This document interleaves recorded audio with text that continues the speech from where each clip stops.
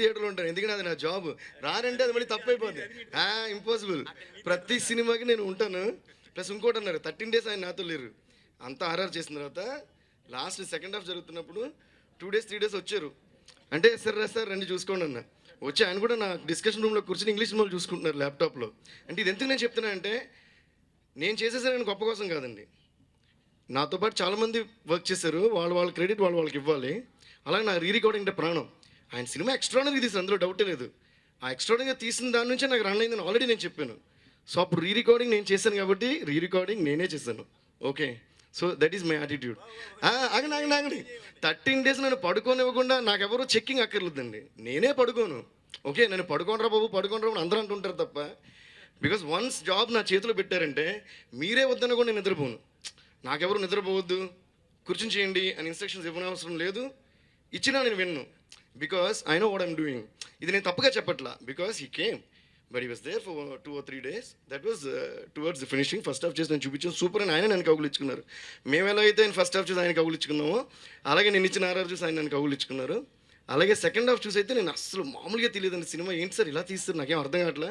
చాలా సంతోషంగా ఉంది. బాలయ్య గారి సినిమా ఫస్ట్ మీ కాంబినేషన్ చేయడం అన్న. అలాగే సెకండ్ హాఫ్ ఆర్ఆర్ చూసి ఆయన షాక్ అయ్యి నేను కౌలించుకున్నాను. అలాగే ఇంకో బిట్ సాంగ్ చేసాం, అదైతే ఫైనల్ మిక్స్ డిటిఎస్ వచ్చే వరకు ఆయన కూడా వినలా. అంటే అది ఆయన నా మీద పెట్టిన నమ్మకం. ఇప్పుడు నేను చెప్పేదంతా పాజిటివేనండి. ఓకే, అది మీరు గ్రహించాలి. అందులో నేను నెగిటివ్గా చెప్పట్లా, ఎందుకంటే ఎవరెవరు వాళ్ళు అర్థం చేసుకోవడం బట్టి ఉంటుంది. ఇది కూడా నేను ఎందుకు చెప్తున్నానంటే, I don't mind working without sleep and without food for n number of days, n number of months, because that's how I grew up and that's what I'm living for. I'm living only for my music.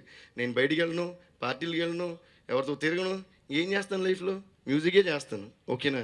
So ఇది నేను ఇంత strong అయితే చెప్తున్నానంటే, నాకు credit ఇవ్వండి ఇవ్వకపోండి దీని గురించి నాకు సంబంధం లేదు.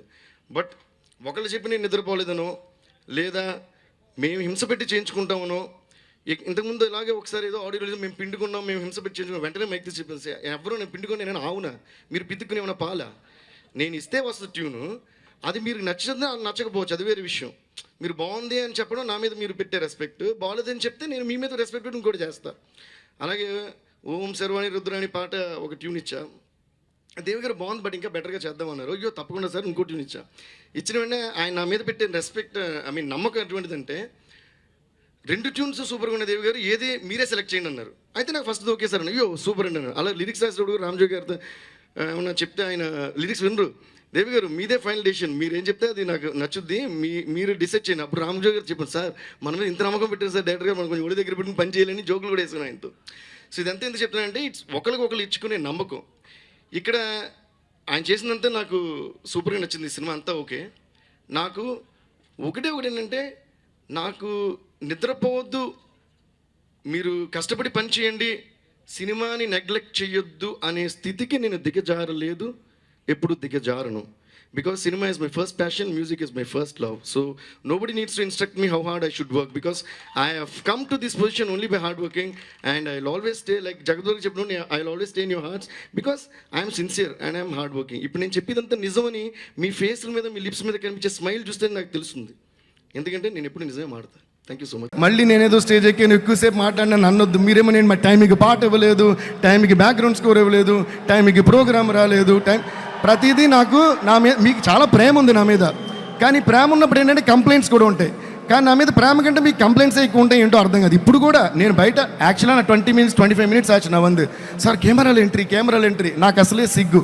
I'm shameless only when I'm stage. Of stage I'm the most shameful person you can ever meet.